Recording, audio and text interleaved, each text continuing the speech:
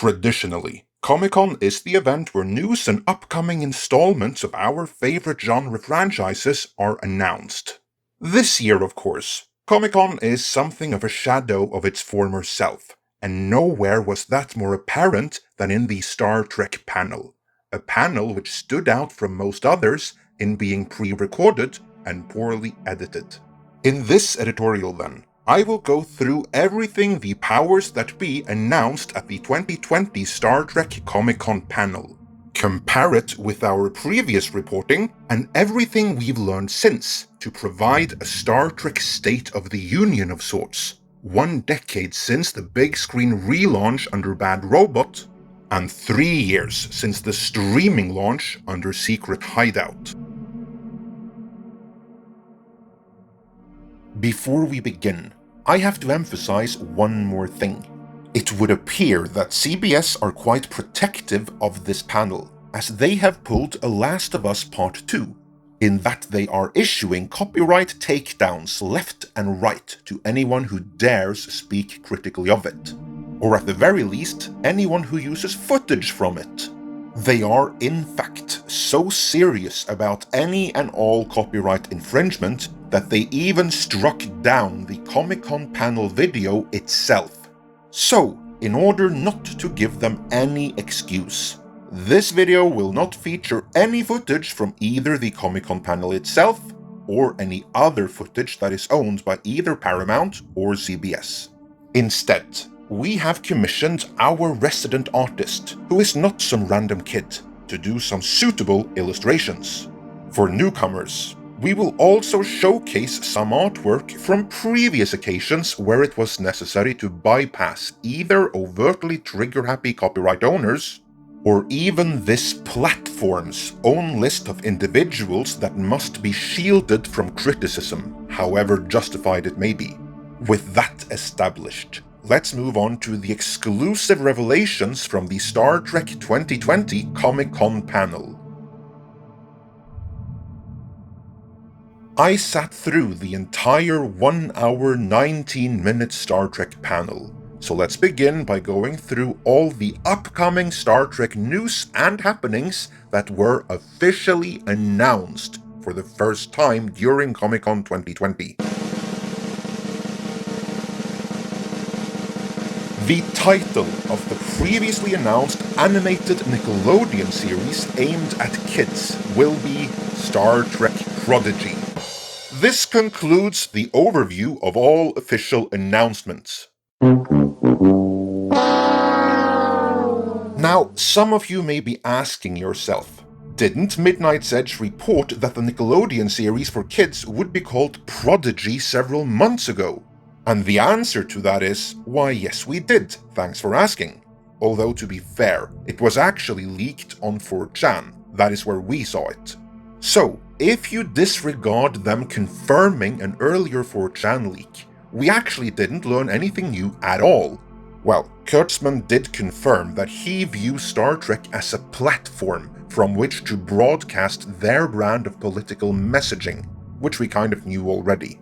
When you get right down to it, the entire panel was 1 hour 19 minutes worth of pure filler, consisting of claims that Picard was a smash hit, without a single number being released to back that claim up, a table read of a Season 2 episode of Discovery, as if anyone would care, and the cast of that other animated series, Lower Decks, being censored as they spoiled their favorite moments of the upcoming season, as well as the Picard cast saying political things they've said many times before.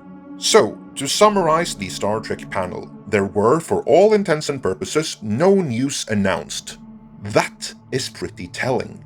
Let's go through all the Star Trek projects known to be in some stage of development, what was said about them, and compare and contrast that to our earlier reporting.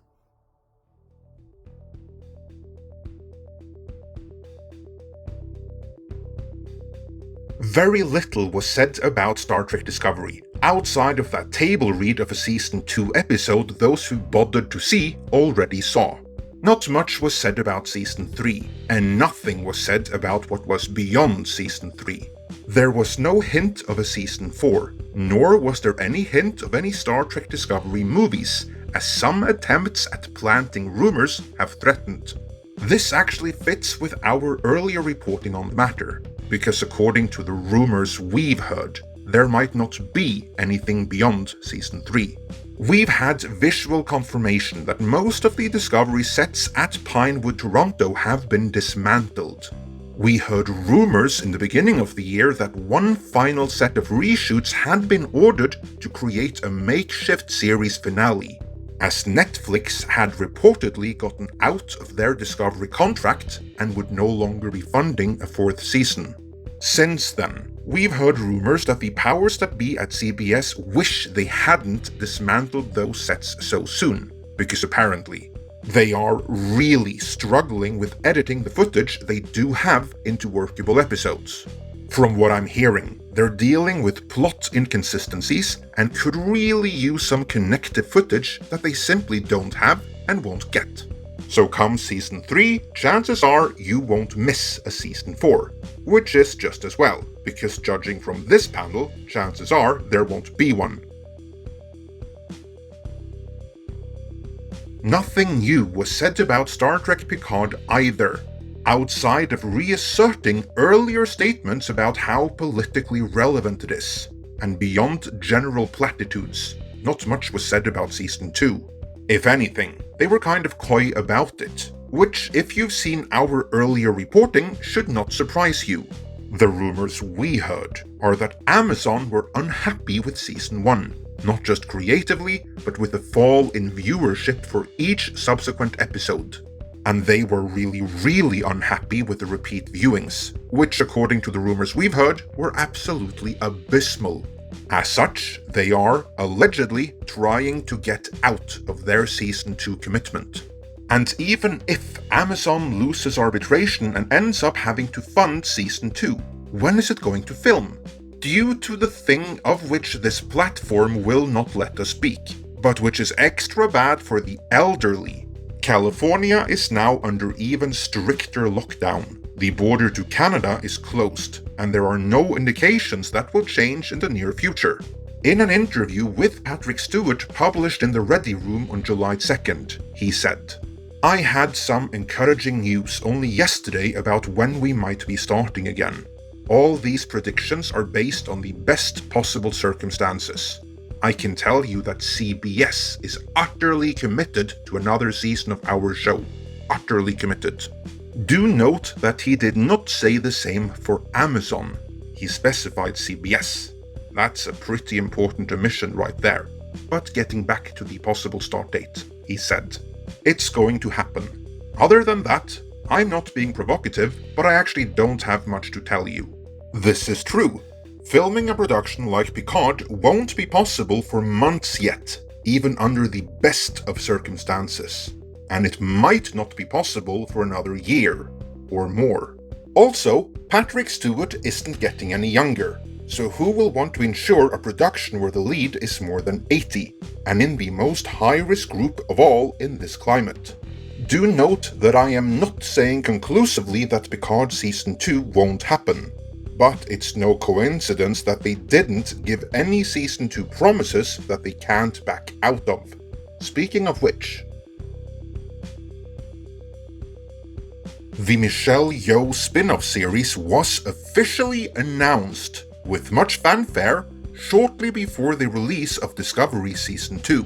We said at the time, and reiterated since, that it was announced as a means of promoting Discovery Season 2, without Netflix having signed on. Secret Hideout hoped that the excitement surrounding the announcement of Season 2 of Discovery would spur Netflix into signing on, thereby giving them the necessary funding to actually make the series. Needless to say, Netflix did not buy into Section 31.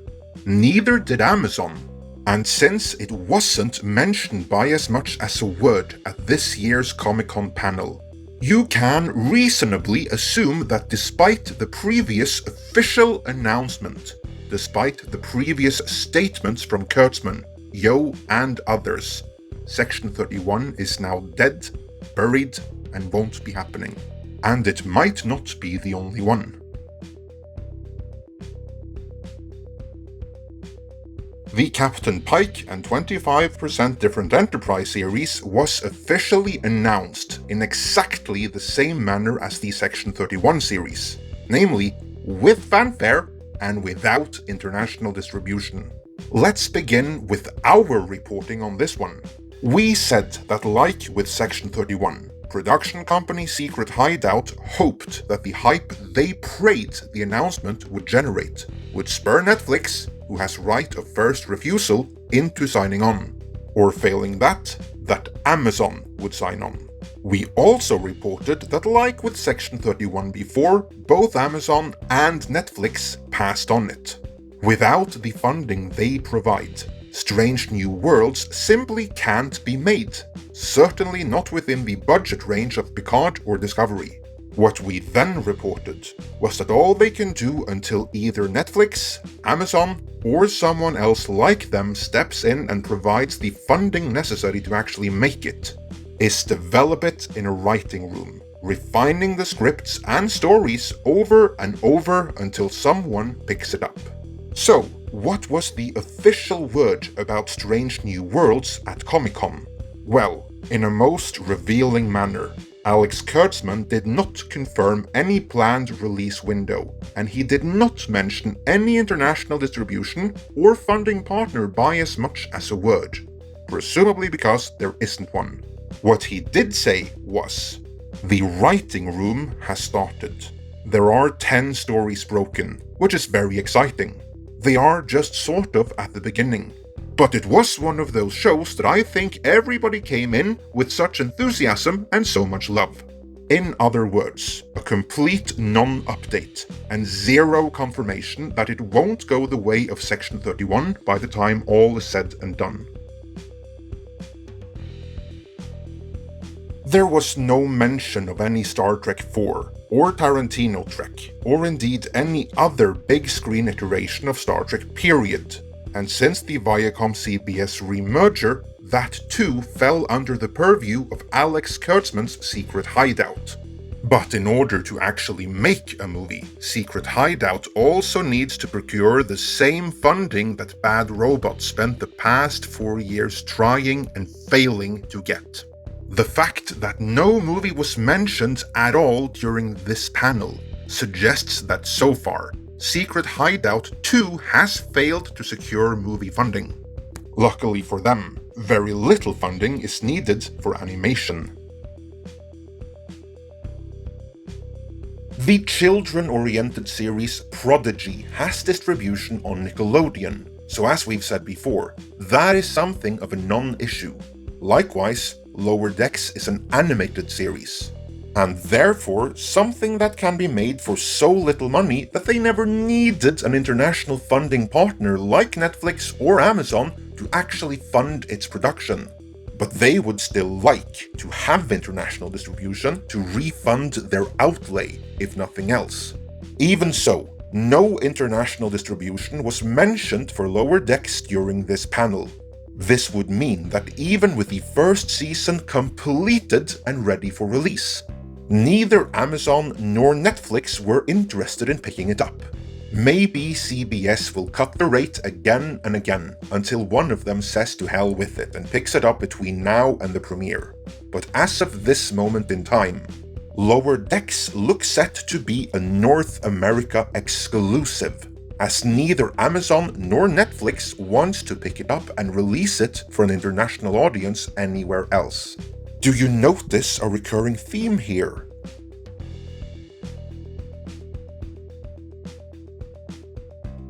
The CBS and Secret Hideout business model for Star Trek, as cooked up by then CBS head honcho Leslie Moonves, and still Secret Hideout head honcho Alex Kurtzman, was that Secret Hideout would make Star Trek series for CBS All Access, in order to push that US exclusive platform in the streaming wars. For CBS, it would be a free lunch, as international distributor Netflix would pay so much for the international distribution rights that they would, in effect, cover the entire production cost. While for Secret Hideout, it would be a license to print money, as not only would the fee Netflix paid cover Secret Hideout's substantial production fee, they would cash in on the merchandise. On paper, this was a great plan, but it assumed Netflix would be happy to pay out again and again, for ever more seasons and forever more series. So, what failed? Why did it not work? Well, Kurtzman kind of said it himself. He views Star Trek as a platform from which political messaging can be disseminated, while Netflix wanted a crowd-pleasing Star Trek that would make new subscribers come to their platform and stay there. That's what they signed up for, and the propaganda they got in Star Trek Discovery simply didn't deliver on that promise. And so, Netflix wanted out of Star Trek Discovery, and they passed on Picard, and everything else offered to them since. Rinse and repeat with Amazon. They signed up for Picard, hoping it would be a crowd pleaser which would garner them new subscribers and make them stay subscribed. Instead, they got more propaganda that audiences recoiled from. Now, Amazon are rumored to want out of their Picard commitment, and they too have passed on everything offered to them since. So, how much Star Trek have Netflix and Amazon passed on? Well, according to our sources, so do treat this as a rumor, a total of 10 pitches were presented to first Netflix, who has right of first refusal, and then to Amazon, and both of them passed on all of the pitches. If these pitches were for 10 different series, or if this number includes multiple iterations of the same series, like how Strange New Worlds version 2.0 guest-starred a gay James T. Kirk, I don't know. But all told, 10 pitches were rejected. Not a great track record. On top of that, virtually all licensees passed on making merchandise for this brand of Star Trek. And not only that, Star Trek fans have become so despondent that even the sales of merchandise based on the original classic iteration of Star Trek, sales which were going strong just a couple of years ago, has dried up to a trickle. So, well done, Alex Kurtzman. You, Akiva Goldsman, Heather Caden, Michael Chabon, Michelle Paradise, and all your other partners in crime, up to and including Patrick Stewart as a creative influencer, are the worst things ever to happen to the Star Trek franchise. In my opinion, the franchise is in a worse state right now than at any previous point in its history. When the original series was cancelled, syndication built an audience and a demand for more. When the Berman era ended, the fanbase was there and only needed to be reactivated, as evidenced by the box office gross of the 2009 movie. But now, after Picard destroyed even the post-TNG era, now what have you got? Now what are you going to do that anyone with a vested interest in what the audience actually wants has any kind of interest in paying for? Nothing. You have nothing. That is what this utter joke of a Comic-Con panel demonstrated. The sorry state Star Trek finds itself in after a decade's worth of mismanagement. Do you think there is any way forward from this? Or has the Orville forever taken over the mantle of what Star Trek used to be? Let me know in the comments.